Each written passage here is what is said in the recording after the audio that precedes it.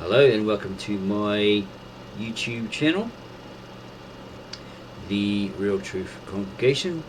I'm the Couch Screamer, aka Clear Sausage, and I am doing reviews on the many Bible translations. This is my second one.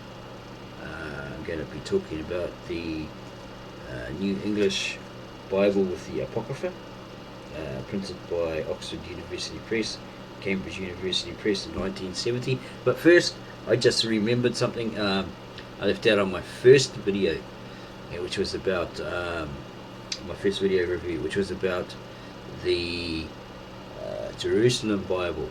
Okay, in Genesis, it states, well, in the normal translations, it states that there was Adam and Eve. God created Adam first, and then He created Eve, right?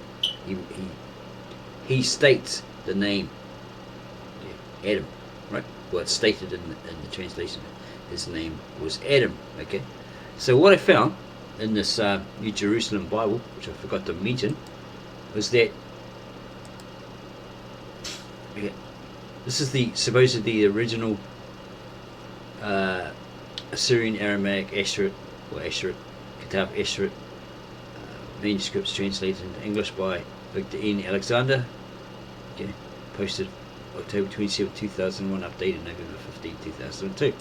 Okay, so as with many translations, they all mention the name of the man, Adam, right?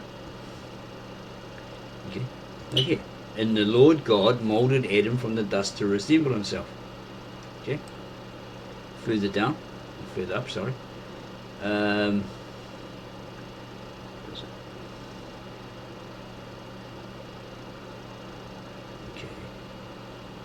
That was one. Okay. It is not well that Adam should be alone. Okay. Two. And probably several more. Yeah. And the Lord God called Adam and told him where you're running. Three. And so forth, right? But this Jerusalem Bible, okay, it doesn't call him Adam. It just calls him the man. Yeah. The creation of man. Not named Adam in that version. Eve is named Eve, the woman, in that version, but not Adam. He's just simply called the man. Okay, so as you saw in this text here, in Genesis, he was called Adam. Any other translation you find, he was called Adam. So,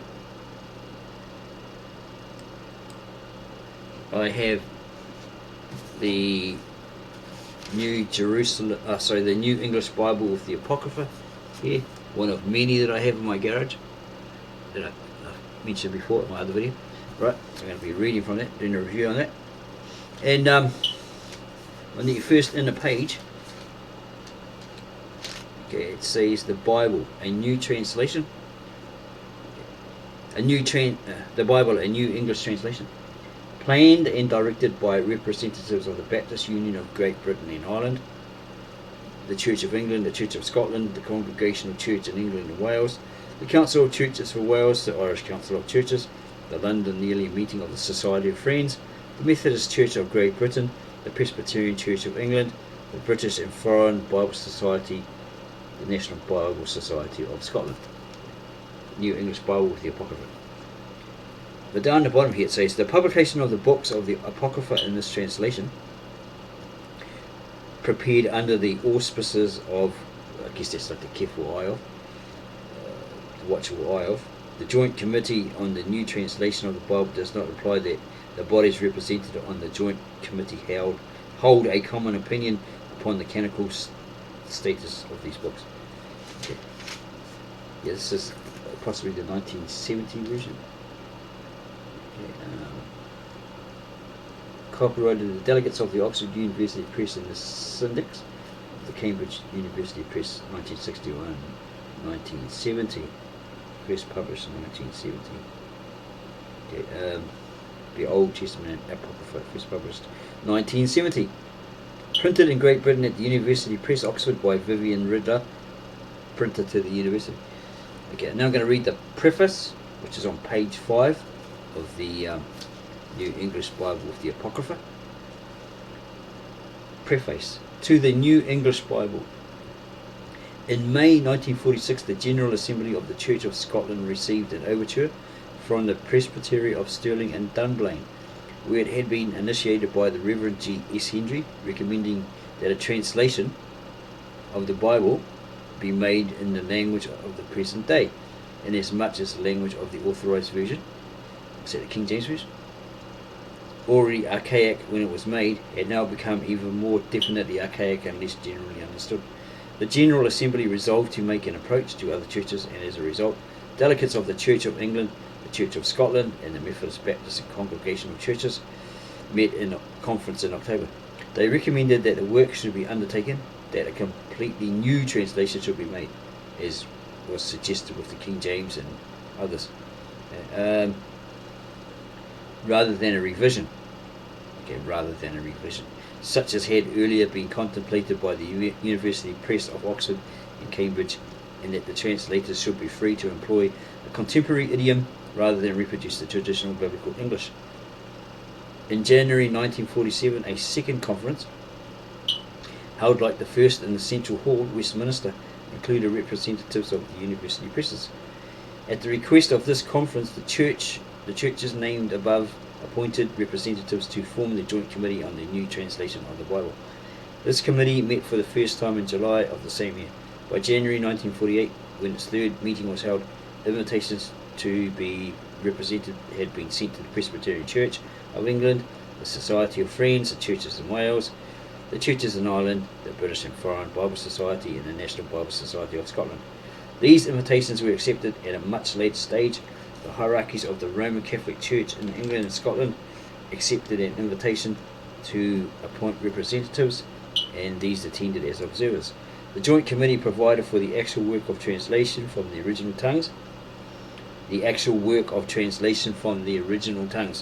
Keep a mental note of that.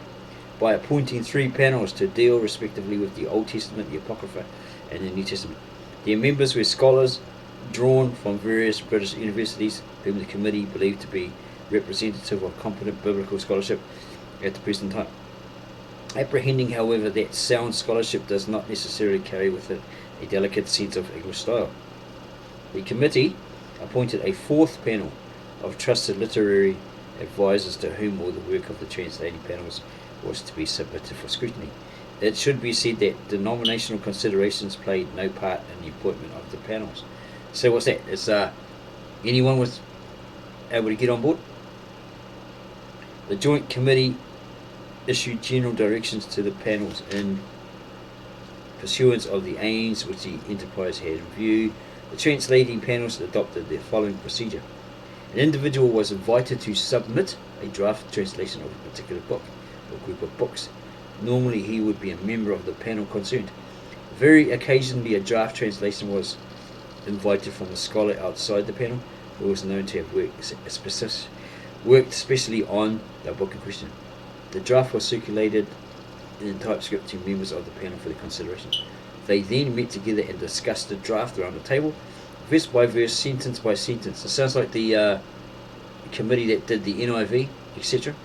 Same sort of thing that they're stating, right? Same sort of thing that they stated that they were doing. But this is way before that, I suppose. Very occasionally a draft translation was invited from a scholar outside the panel who was known to have worked specially on the book in question. The draft was circulated in typescript to members of the panel for their consideration. They then met together and discussed the draft around a table, verse by verse, sentence by sentence. Each member brought his view about the meaning of the original to the judgment of his fellows, and discussions went on until they reached a common mind. So they were presenting their views, or his view, right? One guy was presenting his view about the meaning of the original to the judgment of his fellows, and discussion went on until they reached a common mind. There are passages where, in the present state of our knowledge, no one could say with certainty which of 2, or even more, possible meanings is intended. In such cases, after careful discussion, alternative meanings have been recorded in footnotes. Yeah, make a mental note of that again. Alternative meanings have been recorded in footnotes, but only where they seemed of sufficient importance. There is probably no member of the panel who has not found himself obliged to give up, perhaps with lingering regret, a cherished view about the meaning of this or that difficult passage. But in the end, the panel accepted corporate responsibility for the interpretation set forth in the translation adopted. Yeah, so these people had their view, probably not really pressured, but just felt that way, I'd give up my view and go with theirs, by the sounds of it. But in the end, the panel accepted corporate responsibility for the interpretation set forth in the translation adopted, or taken on board. Considered to be taken on board. The resultant draft was now remitted to the panel of literary advisors. They scrutinised it once again, verse by verse, sentence by sentence, and took pains to secure as best as they could the tone and level of language appropriate to the different kinds of writing to be found in the Bible, whether narrative, familiar discourse, argument, law, rhetoric, or poetry. The translation thus amended was returned to the translating panel, who examined it to make sure that the meaning intended had not been in any way misunderstood. Passages of peculiar difficulty might on occasion pass repeatedly between the panels. The final form of the version was reached by agreement between the translators concerned and the literary advisors. It was then ready for submission to the joint committee. This sounds very much like what they say in NIV. I'll get to that in another video. A reoccurring thing. A method that they used. Since January 1948, the Joint Committee has met regularly twice a year in the Jerusalem Chamber, Westminster Abbey, with 4 exceptions during 1954-5, when the Langham room in the precincts of the Abbey was kindly made available. At these meetings, the committee has received reports on the progress of the work from the conveners of the 4 panels, and its members have had in their hands typescripts of the book so far translated and revised. They have made such comments and given such advice or decisions as they judge to be necessary from time to time, have met members of the panels in conference. Of the original members of the panels, most have happily been able to stay with the work all through, though some have been lost through death or otherwise, and their places have been filled by fresh appointments. The committee has warmly appreciated the courteous hospitality of the Dean of Westminster and of the trustees of the Central Hall. They're stating here they owe a great debt to the support and the experienced counsel of the University Presses of Oxford and Cambridge. They recognised gratefully the service rendered to the enterprise by the Reverend Dr. G.S. Hendry and Reverend Professor J.K.S. Reid, who have successfully held the office. You probably do a Google search on the history on those two. That's how journalists work, don't they? Journalists work. They find out the information, try to find a dirt on you. But I'm no means a journalist, it's just the method I use. I picked up. Who have successfully held the office of secretary to the committee, whether they can be relied upon, to be honest, upright, or they're totally wicked. Not to be trusted. Because I did a video earlier, well, probably months and months ago, on a book, the self-help course that I have lying around somewhere. Thought I'd give it a go, right? And this little voice was nagging in my head that says I'm going to do the research on that particular author, or that co-author, and I did, and found out that he was in a sex cult. But he died before he went to trial. To those who have borne special responsibility,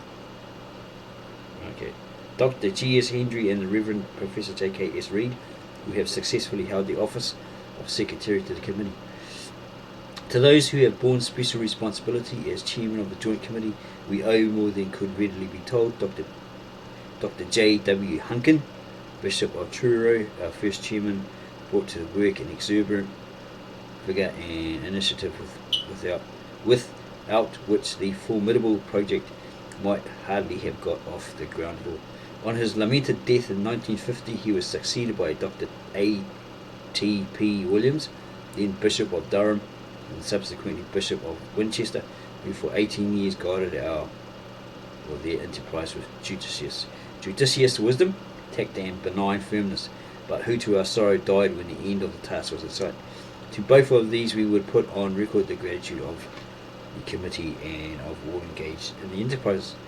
If we embarked on mentioning the names of those who have served on the various committees and panels, the list would be a long one, and if we mention some and not others, the selection would be an invidious one. There are nevertheless 3 names, the omission of which would be utterly wrong. As Vice Chairman and Director, Dr. C.H. Dodd has from start to finish given outstanding leadership and guidance to the project, bringing to the work scholarship, sensitivity and never watchful eye. Professor Sir Godfrey Driver, he's knighted a Sir, right? I guess that's Professor Sir Godfrey Driver, Joint Director since 1965, has also brought to the work a wealth of knowledge and wisdom. To his enthusiasm, tenacity of purpose, and unflagging devotion, the whole enterprise is greatly indebted. Professor W.D. McHardy, Deputy Director since 1968, has made an invaluable contribution, particularly but by no means exclusively, in the sphere of the Apocrypha. It is right that the names of these 3 scholars should always be associated with the New English Bible. Our debt to them is incalculably great. Donald Ebel, Chairman of the Joint Committee. Okay, so that's because most people will skip that. They don't read that. There's some important information in there. Okay, so that's why I read it. Okay, even though it was quite long. Then you got the contents. Okay, contents here on page 9. Preface to the New English Bible, the Old Testament, introduction to the Old Testament, guide to the notes, marginal numbers. It's got all the books of the Bibles listed, right? Okay, the 12 prophets: Hosea, Joel, Amos, Obadiah, Jonah, etc. The Apocrypha, introduction to the Apocrypha, marginal numbers, first book of Esdras, second book of Esdras, Tobit, Judith, the rest of the chapter of the book of Esther, the wisdom of Solomon, Ecclesiasticus, or the wisdom of Jesus, son of Sirach, Baruch, the Song of the Three, Daniel and Susanna, Daniel being and the snake, the first book of the Maccabees, the second book of the Maccabees, the New Testament, the Revelation of John, right to the end there, right? Old Testament. Okay, there's an introduction here. Introduction to the Old Testament. The Old Testament consists of a body of literature spread over a period extending from the 12th to the 2nd century BC. This literature is written in classical Hebrew, except some brief portions which are in Aramaic, a cognate or sister language. Yeah, it's the sister language of the Hebrew. Supposedly the elder sister of that language. Originally they had similar words, same same meanings, but then when the dot system was the vowels were introduced, the dot system, whatever it's called, I can't remember the exact name of it, it changed the structure and the meaning of the words, so it ended up that they had the same words but different meanings. Okay. The Old Testament consists of a body of literature spread over a period extending from the 12th to the 2nd century BC. This literature is written in classical Hebrew, except some brief portions which are in Aramaic. A cognate or sister language, Ezra 4:8 to 6:880 and 7:12, and it goes on. And even in Daniel. No manuscripts of the Old Testament from the earlier part of this period have been preserved. Okay, that's what they're stating. But what did I show you in the earlier video? Okay. Now here is the supposedly original Aramaic, Assyrian Aramaic, or Asherit, Kitab Asherit, right? Compiled around 800 BCE in Ur-Hai, right? Okay, and then you have the Galilean Aramaic, New Testament, from the 1st century, given by Thomas to that church that he founded, the Apostolic Orthodox Catholic Church of the East, right? So they're all hidden, therefore preserved for over 2,000 years. So this is incorrect. They just, let's just say they don't know about it, or they don't want to know about it. They might be aware of it today, but they don't. They want to. Whatever. They don't want to acknowledge it. Okay. That's out there. Okay, that there is an original manuscript. They probably won't want to acknowledge that it is. Okay, where was I? No manuscripts of this Old Testament from the earlier part of this period have been preserved. Okay, indeed, much of it must have been handed down by oral tradition from generation to generation. Well, I just debunked that, didn't I? The impetus to collect, edit, and make copies of the national literature may well have come from the disaster of 587/6 BC, when the Babylonians captured and burnt Jerusalem and carried off many of its inhabitants into exile. The earliest known Hebrew manuscripts containing any parts of the Old Testament are among the scrolls, commonly called the Dead Sea Scrolls, which are supposedly were written in Aramaic Hebrew, or Aramaic. Earliest known Hebrew manuscripts containing any parts of the Old Testament are among the scrolls, commonly called the Dead Sea Scrolls, found in caves at Qumran, near the northwest end of the Dead Sea. They may be dated in the last 2 centuries BC, though some may be a little earlier, and others somewhat later. They include 2 copies of Isaiah, one complete and another badly damaged, a commentary containing most of the text of the first 2 chapters of Habakkuk, and fragments of every other Old Testament book except Esther. The text which they present is to a large extent identical with that in our Hebrew Bibles. In the 2nd century AD or even earlier, the rabbis, the Jewish religious leaders, compiled a text from such manuscripts as had survived the destruction of Jerusalem in AD 70, and on this basis was established the traditional or Masoretic text, so called from the Hebrew word Masorah, tradition. This text incorporated the mistakes of generations of copyists, and in spite of the care bestowed on it, many errors of later copyists also found their way into it. The earliest surviving manuscripts of this text date from the 9th to 11th centuries AD, and it is this text. Okay, just knocked it. So go back here. Sorry about that. Where is it? Where is it? In the 2nd century AD, or even earlier, the rabbis, the Jewish religious leaders, compiled a text from such manuscripts as had survived the destruction of Jerusalem in AD 70, and on this basis was established the traditional or Masoretic text, so called from the Hebrew word Masorah, tradition.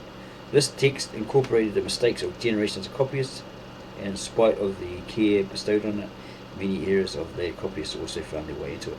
The earliest surviving manuscripts of this text date from the 9th to 11th centuries AD, and this text is printed in R. Kittle's Biblia Hebraica, 3rd edition, 1937, which has been used for the present tradition. So is he talking about the Masoretic text? Yeah, I think he is. The earliest surviving manuscripts of that Masoretic text date from the 9th to 11th centuries AD. Okay. The traditional text was originally written only in consonants. There you go. Had no vowels. Hebrew and Aramaic had no vowels, or Aramaic and Hebrew had no vowels. Well, Aramaic apparently had a, but it wasn't a vowel, it was considered a consonant. Like in the word Allah, the title for God. The traditional text was originally written only in consonants, but in order to preserve what they regarded as a correct pronunciation of the words, the rabbis added vowel signs to the text. Okay, well that's a valid reason, right? Okay. Of the various systems of vowel signs which were devised, that developed as Tiberius in the 5th to 6th century AD ultimately prevailed and is still used in our printed Bibles. Yeah, they did the same with Islam. I think it's called the Nukta. Of the various systems of vowel signs which were devised, that developed at Tiberius in the 5th to 6th centuries AD ultimately prevailed and is still used in our printed Bibles. The vowels are here represented by means of strokes and dots added to the consonantal is it supposed to be consonantal text, and this method of vocalization made it possible for the rabbis to indicate variant readings which they preferred without meddling with the consonants. They put in the margin of the manuscript the consonants of the reading which they wished to adopt, and added the vowel signs of this reading to the consonants in the text which they were rejecting. The reader knew that he was to pronounce the consonants in the margin with the vowels in the text. One variation of this convention is of special importance inasmuch as it affects a divine name. This personal proper name written with the consonants Yahweh, YHWH, was considered too sacred to be uttered. Okay. God's name was too sacred to be uttered. This was considered too sacred to be uttered. So the vowels for the words my Lord or God were added to the consonants YHWH, and the reader was warned by these vowels that he must substitute other consonants. This change having to be made so frequently, the rabbis did not consider it necessary to put the consonants of the new reading in the margin. In course of time, the true pronunciation of the divine name, probably Yahweh, passed into oblivion, and YHWH was read with the intruded vowels, the vowels of an entirely different word, namely my Lord or God. In late medieval times, this mispronunciation became current as Jehovah. It hasn't got the H on it, Jehovah. And it was taken over as Jehovah with the H on the end of it by the reformers in Protestant Bibles. The present translators have retained this incorrect but customary form in the text of passages where the name is explained with a note on its pronunciation, e.g. Exodus 3:15, and in four place names of which it forms a constituent element. Elsewhere they have followed ancient translators in substituting Lord or God, printed as here in capitals for the Hebrew name. So much for the text of the Hebrew Old Testament that lies before us, but it is certain that this does not always represent what was originally written. The translator must often go behind the traditional text to discover the writer's meanings. For this purpose he may have recourse first to the scrolls, but these cover only a very small part of the Old Testament writings. Secondly, he may have recourse in the Samaritan Pentateuch, which, though extant only in late manuscripts, the earliest being dated about the 11th century AD, may be somewhat earlier than the scrolls and represent the text of the 5 books of the law, Genesis to Deuteronomy, which the Samaritans took with them when they seceded from Judaism. Is that when they left there? It differs from the traditional Hebrew text in that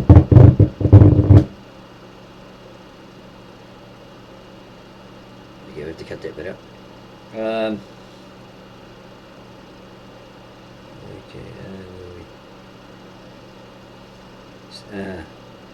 So much for the text of the Hebrew Old Testament as it lies before us, but it is certain that this does not always represent what was originally written. The translator must often go behind the traditional text to discover the writer's meanings.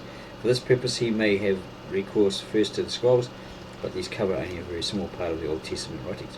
Secondly, he may have recourse to the Samaritan Pentateuch, which though extant only in late manuscripts, the earliest being dated about the 11th century AD, may be somewhat earlier than the scrolls, and represent the text of the 5 books of the law, Genesis to Deuteronomy, which the Samaritans took with them when they seceded or left. They departed from Judaism.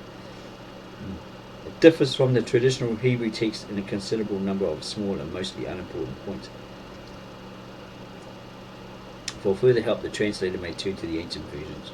Of these, the earliest is the Old Testament in Greek, designed to meet the needs of Greek-speaking Jews in Egypt in the 3rd and 2nd centuries BC. I actually read that like a lot of them didn't learn Greek because it was too damn hard for them, right? Some of them did, but most of them didn't because it was too damn hard. According to tradition, the Pentateuch was translated by 72 elders, 6 from each of the 12 tribes of Israel, and so the Greek version of the Old Testament came to be called the Septuagint, from the Latin Septuaginta, 70. Clearly, it is the work of a number of translators of unequal skill. Their rendering is now literal, now paraphrastic, and now interpretative. Not infrequently it contains absurd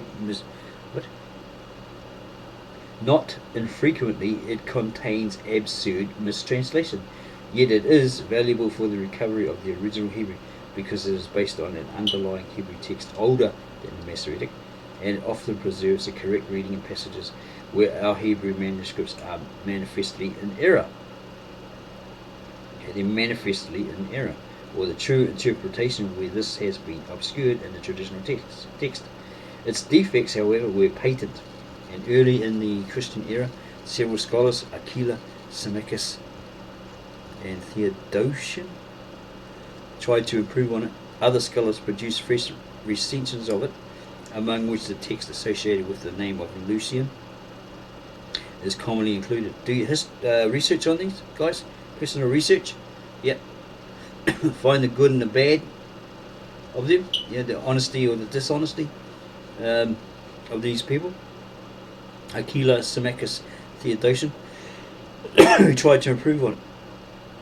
With the spread of Christianity across the Mediterranean world, the need for a Latin version of the scriptures arose, and a translation of the Septuagint was made by unknown translators. Yeah? This, known as the Old Latin version, of which only parts survive, was so unsatisfactory that towards the end of the 4th century AD, Pope Damasus ordered Jerome to prepare a fresh Latin translation. This, known as the Old Latin version, of which only parts survive, was so unsatisfactory that towards the end of the 4th century AD, Pope Damasus ordered Jerome to prepare a fresh Latin translation. The new version, commonly called the Vulgate, and produced with the help of Jewish scholars, is idiomatic and forceful, and being made directly from the Hebrew text is especially helpful in recovering the form and sense of that text. As the knowledge of Hebrew died out among the Jews, the reading of the scriptures in the synagogue had to be followed by a translation of the passages into Aramaic, the language which had supplanted Hebrew. Such renderings, known as Targums, Aramaic Targum translation, tended to become traditional and stereotyped, and finally were written down. Some of them contain pre-Christian material. There are Targums to every book of the Old Testament except Daniel, Ezra, and Nehemiah, but only one on the Pentateuch is a straightforward translation. Between the 1st and 3rd centuries AD, a Syriac translation, known as the Peshitta, i.e. simple version, is that the Eastern or the Western version, was made. Some parts of it are more literal than others, and though it agrees in the main with the Hebrew text, it bears traces of the influence of the Septuagint. Okay, that's what they're saying. It bears traces of the influence of the Septuagint. Other versions in various languages appeared between the 3rd and 13th centuries AD, but they are of little value for the recovery and interpretation of the Hebrew text. In spite of this wealth of ancient versions, and even when the earliest known form of the text has been established, many obscurities still remain in the Hebrew Scriptures.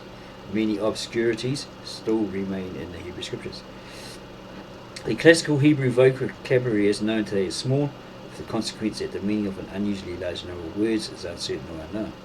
In such cases, recourse may be had to the cognate languages. Already medieval scholars had begun to use the Arabic language for this purpose. In the later centuries, Syriac and Ethiopic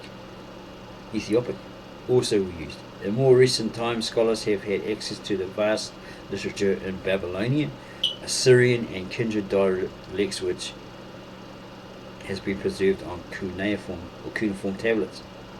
Archaeology too has at times been helpful in clearing up an obscurity in the Hebrew text.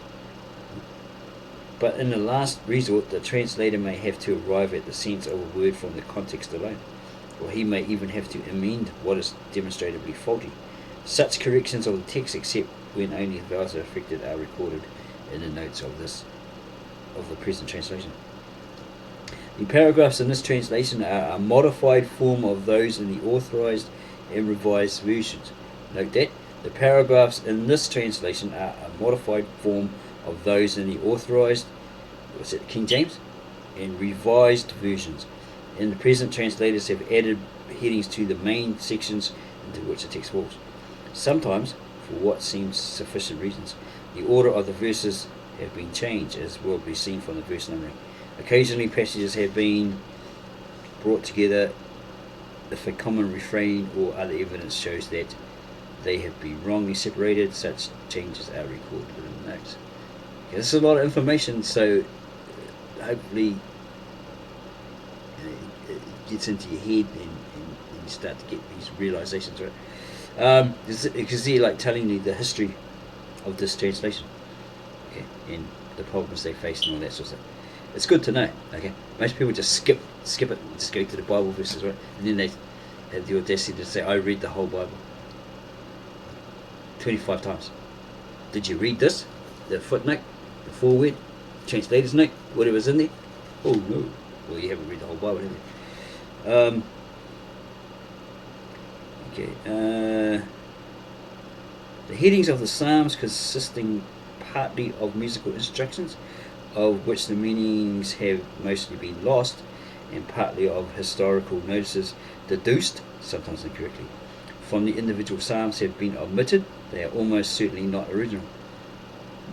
On the other hand, the designations of the speakers in the Song of Songs, though absent from the Hebrew text too, the Hebrew text have been introduced, with occasional corrections from two manuscripts of the Septuagint. A major difficulty in translating the Old Testament lies in the difference of time and place. Palestine differs greatly from the Western world in its physical aspects, in its plants, birds and beasts, its arts and crafts, as did also in its social, administrative and religious institutions, so that no English words exist to represent much about which the Old Testament speaks. The modern translator then must be content to use paraphrase, or even to transliterate certain Hebrew words. Okay, go and define those words, paraphrase and transliterate, so you understand them fully, to bring out the general sense, where no technical problem required particularization is involved, but they have adopted such devices as rarely as possible. Finally, the translators have endeavoured to avoid anachronisms and expressions reminiscent of foreign idioms. Okay, define those words. Anachronisms, okay, and idioms. Idioms are basically like expressions, the way that people, especially in the East, when there's a certain way they express things. It doesn't always mean what we think it means. Sometimes the meaning is lost in translation. Sometimes it's like totally confusing. That doesn't make sense, but yeah, that's their Eastern mindset and so forth. They have tried to keep their language as close to current usage as possible, while avoiding words and phrases likely soon to become obsolete. They have made every effort not only to make sense, but also to offer renderings that will meet the needs of readers with no special knowledge of the background of the Old Testament. GRD. Who was GRD? GRD. Who was it? GRD. Let's have a look. Can't see it. Don't know who GRD is. So back to the introduction, maybe it tells you the GRD. Okay, maybe not of great importance. You have guide to the notes. Guide to the notes on page. What's it? 10, 11, 20, what's it? 10, 11, 10. So what's it? 21. That's not right. It's got 18, 10, 8. It's 18. Oh, it's 19. It's going to be 19. Yeah. Jeez, wake up, son. Maybe the glasses are too foggy. Your guide to the notes, right there, on page 19.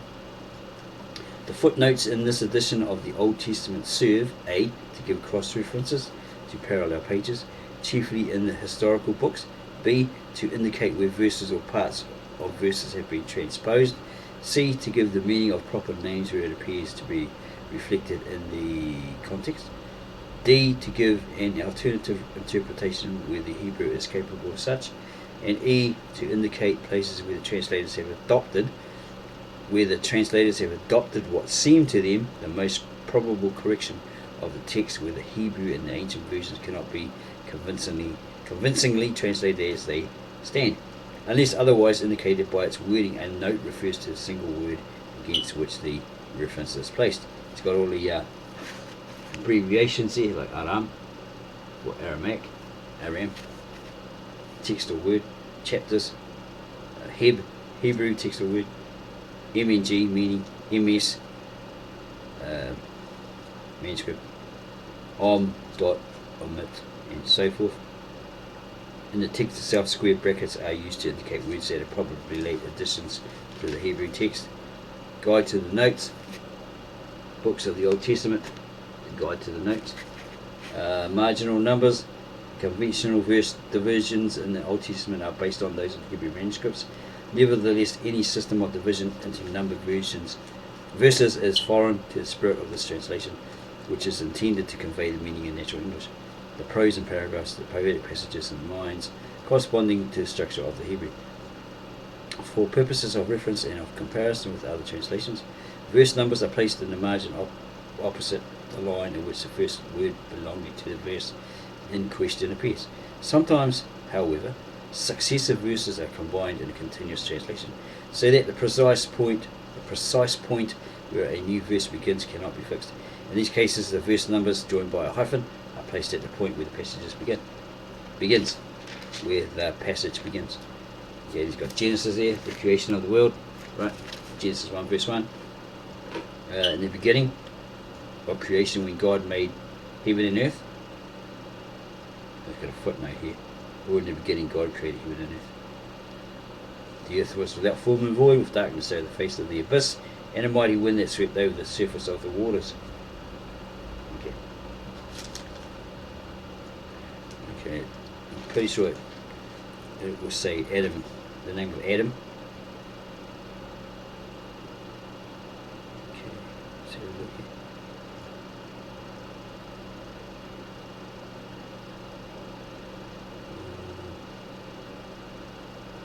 Okay, I think it's doing the same thing as the New Jerusalem New Jerusalem Bible. It's not saying Adam, it's just saying the man. Yeah. Yeah, the Lord God took the man. Okay.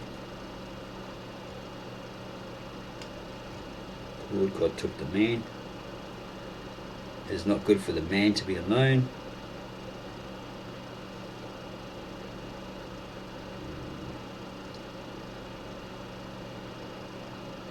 Yeah. Okay. The man and his wife heard the sound of the Lord God walking in the garden at the time of the evening breeze, etc. Who told you that you were naked? Have you eaten from the tree which I forbade you? The man said. Yeah, that means Adam there. They put man. The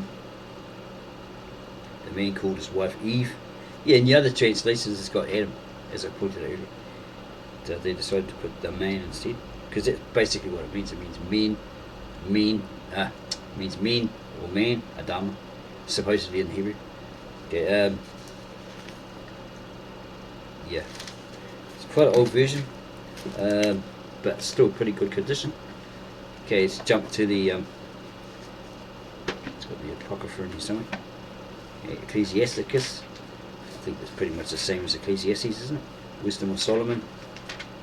Judith, you got one here. Tobit, let's have a look at Tobit. The troubles of Tobit. This is the story of Tobit, son of Tobiel, son of Hananiel, son of Adun, and it goes on like that. He was taken captive in the time of Shalmaneser, king of Assyria, from Thisba, which is south of Kadesh Naphtali, in Upper Galilee, above Hazor, behind the road to the west, north of Peel. And I, Tobit, made truth and righteousness my lifelong guide. I did many acts of charity for my kinsmen, those of my nation who had gone into captivity with me at Nineveh in Assyria. Okay, it's Tobit. What we got before that? Esdras, Judith. Okay, obviously this is a woman. Judith, the Assyrian invasion. In the 12th year of the reign of Nebuchadnezzar, who reigned over the Assyrians from his capital, Nineveh, Arphaxad was ruling the Medes from Ecbatana. Arphaxad, is that? No, that's not the Persian guy, is it? What's his name? It's on the 300, what's his name? Xerxes? Not sure. Probably not. Not sure. Arphaxad. Okay. In the 12th year of the reign of Nebuchadnezzar, who reigned over the Assyrians from his capital Nineveh, Arphaxad was ruling the Medes from Ecbatana.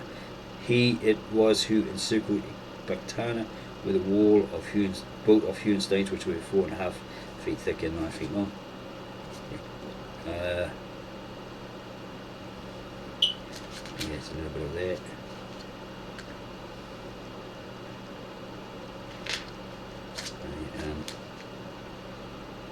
Judith 5:6. Judith kills Holofernes. News of what was happening reached Judith, daughter of Merari, son of Ox, son of Joseph, son of Oziel, son of Helkias, son of Elias, son of Chalkias, son of Eliab, son of Nathaniel, son of Salamiel, son of Saras, Dai, son of Israel. Her husband Manasseh, who belonged to her own tribe and clan, had died at the time of barley harvest. While he was out in the field supervising the binding of the sheaves, he got sunstroke. Ooh, he got too hot. Took to his bed and died in Bethulia, his native town, and they buried him beside his ancestors in the field between Dothan and Balaam. For 3 years and 4 months, Judith had lived at a home as a widow. She had a shelter erected on the roof of her house. She put on sackcloth and always wore mourning. After she became a widow, she fasted every day except Sabbath, Sabbath itself, the eve of the new moon, the new moon and Israelite feast and days of public rejoicing. She was a very beautiful and attractive woman. Her husband Manasseh had left her gold and silver, so she's quite wealthy.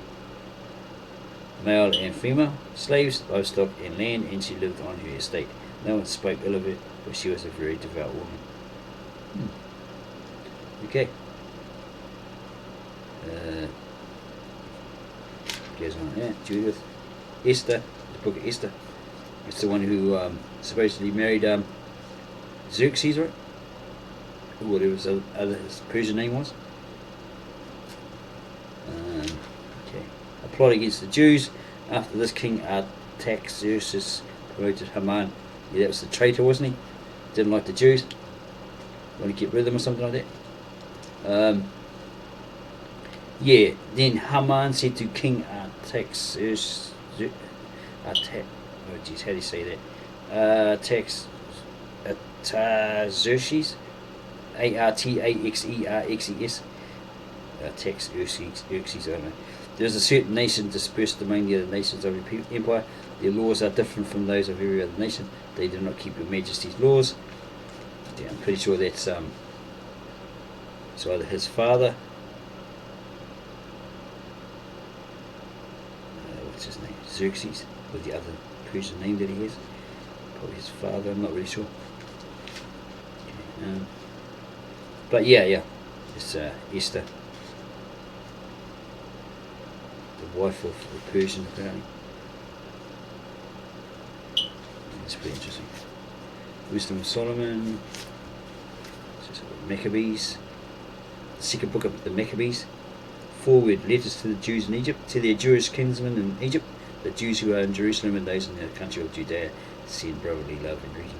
May God give you peace and prosperity, and remember his covenant with Abraham, Isaac and Jacob, his faithful servants. May he give to you all a will to worship him, to fulfill his purpose eagerly with heart and soul. Okay.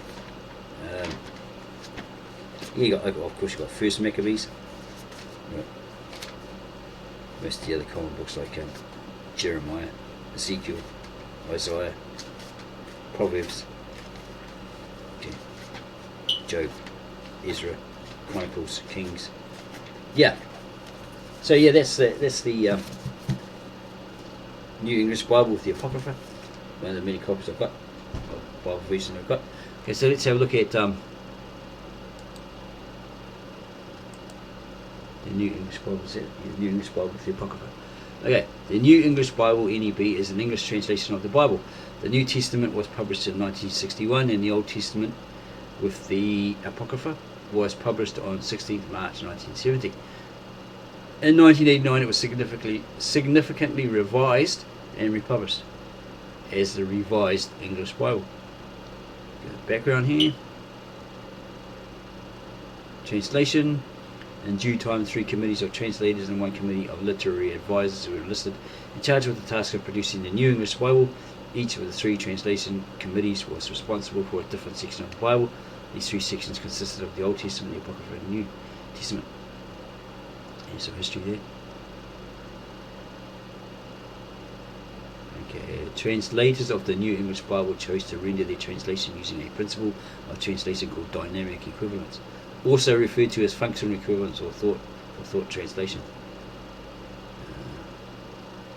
This method of translation is in contrast to the traditional translations of the Authorized Version, King James Version, English Revised, American Standard, Revised Standard Version, and others which place an emphasis on word-for-word correspondence between the source and target language. C.H. Dodd goes on to summarize the translation of the New English Bible as free, it may be, rather than literal, but a faithful translation nevertheless, so far as we could compass it. As a result, the New English Bible is necessarily more paraphrastic. It's a restatement of the meaning of a text. A paraphrase is a restatement of the meaning of a text or passage using other words. The term itself is derived via Latin paraphrasis from Greek, meaning additional manner or expression. Reception, how they received it. Because of its scholarly translators, the New English Bible has been considered one of the more important translations of the Bible to be produced following the Second World War.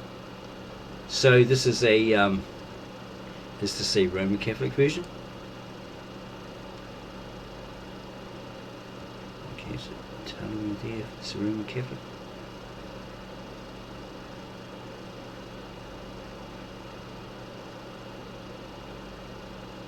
Okay. It possibly is with the Apocrypha. What is the Apocrypha? Apocrypha is a plural word that originally denotes hidden or secret writings. Okay, to be read only by initiates into a given Christian group. It comes from the Greek and is formed from the combination of apo, away, and kryptine. The word Apocrypha.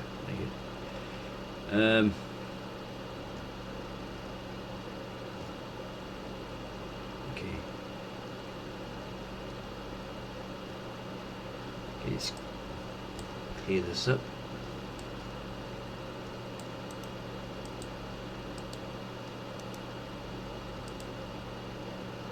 So the question is the New English Bible with the Apocrypha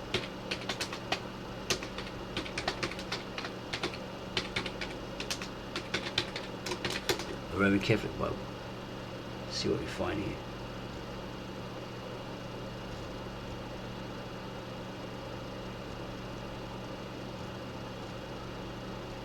Okay, states here. Roman Catholic and Orthodox faith examined in the Apocrypha, the Jewish canon or the Hebrew Bible, was universally received, while the Apocrypha added to the Greek version of Septuagint were only in a general way counted as books suitable for church reading, and thus as a middle class between canonical and strictly apocryphal pseudonymous writings. Okay, unknown authors, right? Pseudonymous, written by unknown authors. Okay, there's a lot of information here on it. The New Jerusalem Bible. Now that's the New English Bible. Okay, okay, here it is. However, the principle of the oracles of God still holds. The Jews rejected the Apocrypha as being part of the oracles of God.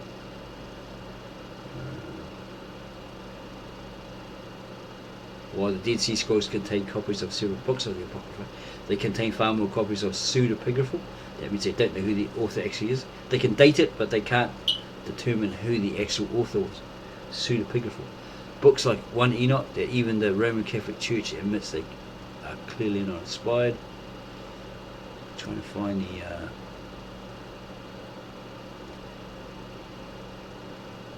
specifically the New English. Let's just skip all this and see what it is. New English Bible. This might tell me it's Catholic. I could probably look at that video that I got about the guy that says these are all the Roman Catholic. All Bibles translations come from the versions come from the Roman Catholic through the American Bible Society. Okay, New Jerusalem. looking for the... here we go. Catholic Bible Talk.com. The end result was the New English Bible, which was published as a complete Bible in 1970. The Catholic churches of England, Wales, Scotland and Ireland became involved in the joint committee. Yeah, I'm sure it's the New English Bible. Don't want to get confused with the Jerusalem one. Okay, the end result was the New English Bible, which was published as a complete Bible in 1970. The Catholic churches of England, Wales, Scotland and Ireland became involved in the joint committee, sponsoring the translation after Vatican II, and selections from the NEB, along with other translations, are used for scripture reading in the Divine Office of Catholics in British Isles. Okay, so that sounds like it is Roman Catholic version. Okay, out of print New English Bible with Apocrypha. That's the one I got here. This one here. That was just reading from.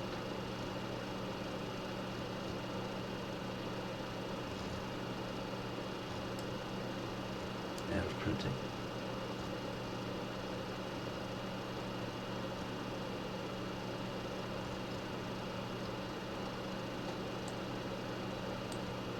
What is this site? Because I think I've got a website up there and I can't find it. So I'm not too sure what this website is. Okay. It's very similar to this, like looking like this, but it's to do with the ancient Aramaic translations, etc. Okay, there's the New English Bible with the Apocrypha, exactly the same as mine. Yeah. Exactly the same. That one's sideways. This is the one I got here. Exactly the same. Maybe an older. This is 1970 version, I think. I don't know what this one is. What year that one was published? But yeah, obviously it's a